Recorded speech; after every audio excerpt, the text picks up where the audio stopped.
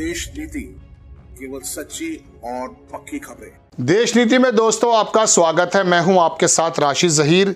एक व्यवस्था थी कि जब हम अपना CEC चीफ इलेक्शन कमिश्नर चुनते थे तो उसके अंदर 3 लोगों में प्रधानमंत्री जी और हमारे सुप्रीम कोर्ट के जज हुआ करते थे और कानून मंत्री हुआ करते थे। वो व्यवस्था बदल दी गई, बिल पास हो गया, आपको मालूम है। लेकिन उसके बारे में बताया यह गया, बिल पास में ये समझ लीजिए कि चीफ जस्टिस को हटा दिया गया। हालांकि चीफ जस्टिस जिस प्रकार का काम कर रहे हैं, कुछ बातों से तो वो भी शक के घेरे में आते हैं। लोगों का ऐसा कहना है, मेरा कहना नहीं है। लेकिन उसके बावजूद भी उम्मीद की किरण ये थी कि जब कानून मंत्री और प्रधानमंत्री जी होंगे और तीसरा आदमी भी अगर इनका हो जाएगा तो फिर वो मैं कह सकता हूं कि बिल्कुल निरपेक्षता से, आज़ादी के साथ वो CEC, वो चुनाव आयोग चुनने में थोड़ी सी कहीं ना कहीं शक की नज़रें होंगी। वही बात इलेक्शन कमिश्नर के बारे में किसी साहब ने कही, वो मैं आपको दिखा रहा हूं। जस्टिस RF नरीमन साहब, इनका बयान ट्विटर पे काफ़ी ज़्यादा ट्रेंड हो रहा है। इन्होंने लिखा कि if election commissioner are appointed according to the recent bill passed by the parliament, अगर चीफ इलेक्शन कमिश्नर जो है अपॉइंट होगा किसके मुताबिक, जो अभी बिल पास हुआ पार्लियामेंट में, free and fair election will become a Chimera.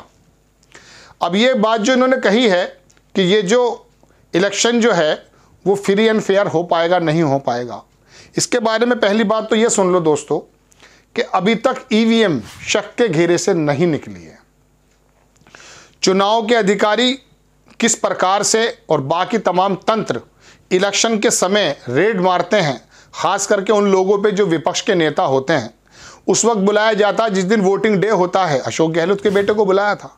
तो ऐसे समय में जब बाकी संस्थाएं भी एग्रेसिव होती हैं और विपक्ष के नेताओं पर कटाक्ष करती हैं या हमले करती हैं, लेकिन चुनाव आयुक्त को चुनते समय जब सुप्रीम कोर्ट के जज के उसका कोई हस्तक्षेप भी खत्म कर दिया गया है, और ऐसे समय में चीफ इलेक्शन कमिश्नर जो भी वो नियुक्त करेंगे उसमें अपने लोग बैठा दिए गए, यानी कि सरकार के लोग बैठा दिए गए हैं, तो आप उम्मीद कर लीजिए कि वो उम्मीद जो TN शेषन के समय हुआ करती थी चुनाव आयोग से, अब आपकी उम्मीदें बिल्कुल खत्म हो चुकी हैं। हालांकि ये उम्मीदें पिछले 10 सालों में कैसी रही हैं ये भी आप जानते हैं।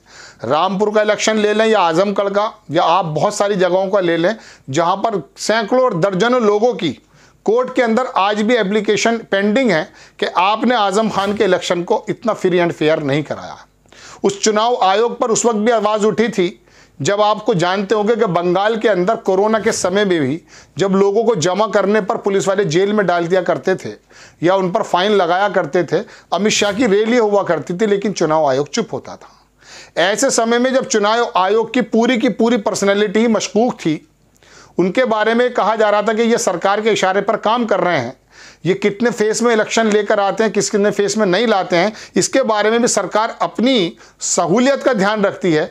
ऐसे समय में CEC आपको असल में दरअसल इन खबरों के बारे में इसलिए नहीं मालूम होता क्योंकि आपको बताने की जो जिम्मेदारी है वो बेसिकली हमारे मीडिया की थी। जब मीडिया आपको कुछ और दिखा रहा है कि उपराष्ट्रपति का जो है अपमान किया गया है और राहुल गांधी वहाँ फोटो बना रहे थे या वीडियो बना रहे थे, ये खबर है क्या? राहुल गांधी, मैं कह रहा हूँ कि वहाँ पर तमाम प्रोड्यूसर डायरेक्टर को लेकर शूटिंग भी कर रहे थे। इस बात से मेरा और आपका मतलब क्या है? कितना फ़ायदा है, कितनी रकातों का फ़ायदा मुझे और आपको और मेरे देश को, बताइए। इस बात से नज़र हटाने के लिए कि आपने 146 या 150 या 140 से ज़्यादा आप सांसदों को सस्पेंड कर दे रहे हैं, उस बीच आप जो है बिल को पास कर रहे हैं। आपके पीयूष गोयल कह रहे हैं, अकॉर्डिंग टू साकेत गोखले जो TMC के सांसद हैं, कि उन्होंने कहा कि हम कुछ लोगों को इसलिए रखना है, बाकी को बाहर कर दिया ताकि हम बिल आसानी से पास करा लें।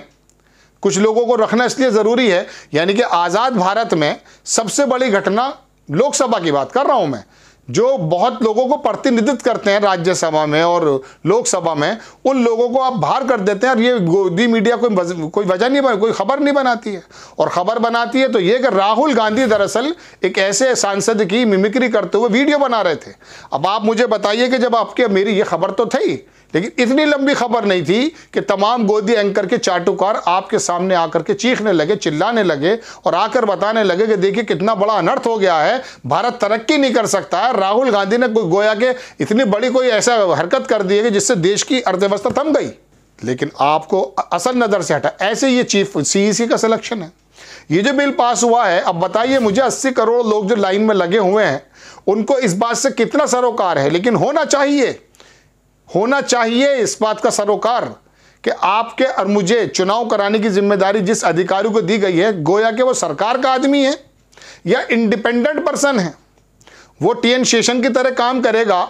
ये जो जज साहब है, नरीमन साहब, ये जो बात कर रहे हैं, क्या इनकी बात को आप हवा में ले जाएंगे? ये सोनिया गांधी के रिश्तेदार हैं या 10 जनपद पर रहते हैं? बताइए आप मुझे। अगर आपसे कोई सवाल इस प्रकार का पत्रकार करता तो चलिए वो तो जो है विपक्ष का आदमी हो गया, आपसे कोई नेता करता तो वो देश के जो है, मैं कह सकता हूँ उसके अंदर देशभक्ति नहीं है। लेकिन ये जज साहब जो हैं जिन्होंने अपनी सेवाएं दी हैं, आज अगर आपसे ये बात कह रहे हैं कि अगर ये बिल पास होने पर ऐसे CEC अपॉइंट हो रहे हैं जो आपके और मुझे फेयर इलेक्शन देने में नाकाम रह सकते हैं, सरकार की बात को ज़्यादा मानने के इम्कानात हैं, तो क्या आपको चेतना चाहिए? नहीं। ना आप जज की सुनते हैं, दर्शकों आप में से एक वर्ग से वो खातिब हूँ, ना आप जजेस के सुनते हैं, ना आप प्लेयर्स के सुनते हैं। अगर वो बजरंग पूनिया अपना अवार्ड वापस कर रहा है या साक्षी मलिक रोते हुए वापस जा रही है, आपको कोई फ़र्क ही नहीं पड़ता। आप उसको अलग अलग तरह की लड़ाइयों के अंदर देखने लगते हैं। ऐसा क्या हो गया साहब? साक्षी मलिक का नाम सलमा मलिक तो नहीं है ना? वो भी हमारी बहन बेटी है। और अगर आपको सिर्फ विशेष समुदाय के पक्ष में बात करने वाले ही आपको पाकिस्तानी लगते हैं, उनको हटा दीजिए। लेकिन नरीमन तो नहीं है ना पाकिस्तानी। ये साक्षी मलिक ने तो यहीं पर खून पसीना बहा करके मेडल जीता था। बताइए, तो अब इनकी बात भी आप नहीं सुन रहे। ये भी क्या विपक्ष के लोगों के टूल बन गए?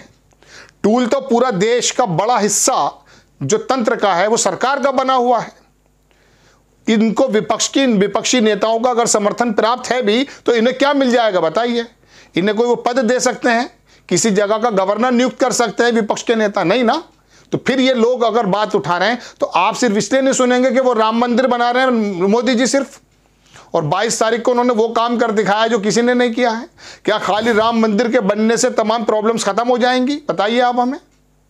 लेकिन बात क्या है, आपको दरअसल ये बता दिया गया है, जैसे कभी कोई साधु कह देता है ना कि भिक्षा दे, भिक्षा में ये चीज़ दे दे वरना मैं तुझे मक्खी बना दूंगा। इसी तरह से आपके दिल में ये डर बिठा दिया गया है कि देखिए राम राज्य लाने में हम काम कर रहे हैं, अगर आपने हमारा साथ नहीं दिया और विपक्षी लोगों के पास चले गए तो आप बेसिकली कोई ऐसा काम करेंगे जो आप जहन्नुम में चले जाएंगे। आपको इतना डर बिठा दिया गया है। ये फिर ये डिग्रियाँ, ये पढ़ाई, ये लिखाई, ये एजुकेशन, इसका मतलब सब कुछ फेल है।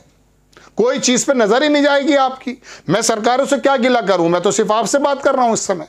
आप जब खबर पढ़ने वाले के नाम पर निगाह रखने लगेंगे और आपको लगेगा नरीमन भी पाकिस्तानी, साक्षी मलिक भी पाकिस्तानी, बजरंग पूनिया भी पाकिस्तानी, यानी कि जो भी आवाज़ उठाएगा वो आपको पाकिस्तानी नज़र आने लगेगा।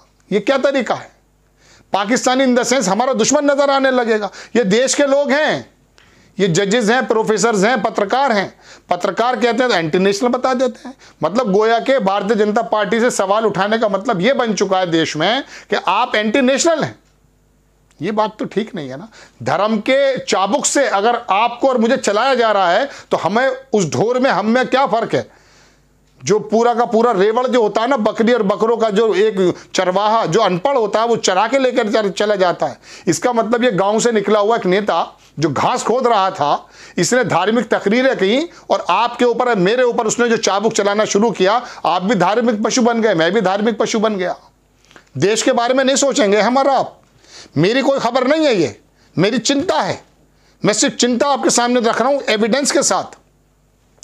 जब कांग्रेस आ जाएगी सत्ता में, उससे भी यही सवाल होंगे, मेरा वादा है आपसे।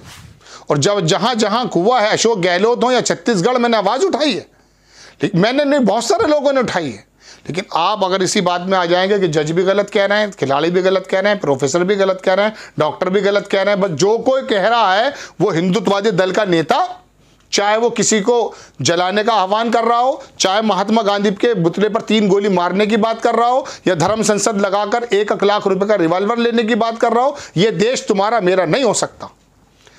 ऐसा देश हमारा नहीं हो सकता, ऐसे लोग हमारे नहीं हो सकते। इस देश के खिलाफ हैं वो लोग जो नफरतें भड़काने का काम करते हैं। आप एक यात्रा निकाल रहे हैं, मैंने एक वीडियो बनाया, देख सकते हैं आप। एक यात्रा आप निकाल रहे हैं प्राण प्रतिष्ठा को लेकर के, एक यात्रा निकल रही राहुल गांधी को लेकर के। राहुल गांधी भारत जोड़ो की यात्रा 2 कर रहे हैं, उस जोड़ने की बात हो रही है, और वहां पर आप क्या कर रहे हैं साहब? बताइए, ये आपके कहने से थोड़ी मंदिर बन रहा है या बना है, ये तो सुप्रीम कोर्ट ने कहा है। इसके अंदर 20% उस वर्ग की भी चुप्पी शामिल है, सहमति शामिल है, जो वाकई सोच रहा था कि चलो कोई बात नहीं, एक बड़े भाइयों का जो मन था वो आस्था के ऊपर हो गया फैसला। लेकिन अब आप बार बार उस बॉडी का पोस्टमार्टम करके आप ये करते रहेंगे कि नहीं देखिए हमने ये किया, हमने ये किया। खबर कहीं से कहीं नहीं जा रही है। मैं सिर्फ अब जज साहब के पास मौजूद हूं कि ये चीफ इलेक्शन जो चुनने की बात हो रही है, आप कौन सी जगह छोड़ेंगे बताइए। आप राज्यपाल आपके हैं, सारे तमाम जगहें संस्थान आपके हैं, तमाम जो संस्थाएं हैं इनके सारे जितने भी सर्वे सरा वो आपके लोग हैं। ये ईडी, ये सीबीआई, ये जितनी भी आपके इशारे पर काम कर रही हैं, फिर भी आपको मैं सिर्फ अपने भाइयों से और अपने दोस्तों, अपने दर्शकों से मुखातिब हूँ। सरकार पे सवाल नहीं उठा रहा हूँ, मैं तो आपसे बात कर रहा हूँ, आपके और अपने मर्ज की बात कर रहा हूँ मैं। तो दर्शकों, बात यह है कि आपके सामने जस्टिस साहब एक बात कह रहे हैं, लेकिन फिर भी आप चुप, आपको मालूम नहीं है। 150 सांसद बाहर कर दिए, 60 करोड़ या 26 करोड़ लोगों को प्रतिनिधित्व करने वाले नेता आपके लिए कोई खबर नहीं है। आज़ाद भारत के अंदर इतने सांसद निलंबित हुए, आपने फिर चुनकर क्यों भेजा था? तो इसका मतलब यह है कि अगर आपने चुनकर भेजा और उनके बाहर जाने की आपको खबर है और उसके बावजूद भी आप नहीं चेतते हैं, तो इसका मतलब यह है कि आपकी मौन सहमति है। वोट के जरिए फिर दूसरी सहमति होगी। चलिए खैर, मुझे खबर ये देनी थी कि जज साहब बड़े आहत हुए और उन्होंने बताया कि ये फेयर एंड फ्री इलेक्शन के लिए बहुत बेहतर बात नहीं है। आपको खबर कैसी लगी अपनी राय कमेंट्स बॉक्स में ज़रूर दीजिएगा। चैनल को सब्सक्राइब कीजिएगा, शेयर कीजिएगा। नेक्स्ट टाइम मैं किसी खबर के साथ आता हूँ। जय हिंद।